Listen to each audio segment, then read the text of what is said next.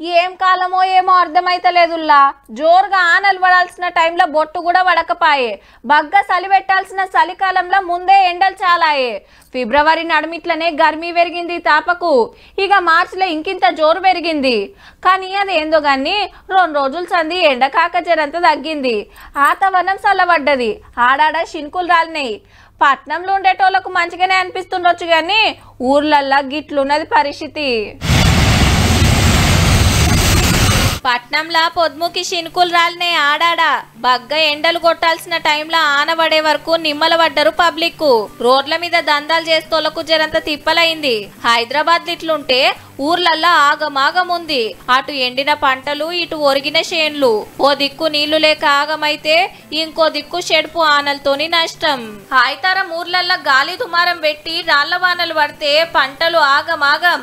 ఆదిలాబాద్, కరీంనగర్, జగిత్యాల, పెద్దపల్లి, సిరిసిల్ల, నిజామాబాద్, కామారెడ్డి 7 జిల్లాలల్లా షెడుపు ఆనలతోని బగ్గనే నష్టమైంది. వరి మక్కలు ఒరిగినాయి, పసుపు దడిచింది, మామిడి పిందెలు రాలినాయి. పొలం ఇప్పుడు పొట్టకచ్చే దశ మంచిగా ఈనింది. పొలం ఈనే మొక్కు రాళ్ళనవాడి బాగా ఇదైపోయింది, నష్టమైపోయింది సార్. ఇప్పటికే 50,000 కష్టపెట్టిన కేజీల దాని కంటే లాగొడుకు పసుపు కొంచెం రేట్ మంచిగా ఉన్నది కాబట్టి రైతుల్లో సంతోషంగా అనిపిస్తుంది. అకాల వర్షం వల్ల కొమ్ము కొంచెం ఖరాబ్ అవుతుంది కాబట్టి ఇట్లా రైతులకు వర్షం చాలా నష్టం చేసింది. ఇంకో 3-4 రోజులు గిట్లనే షెడుపు ఆనలు పడే కోపున్నదట.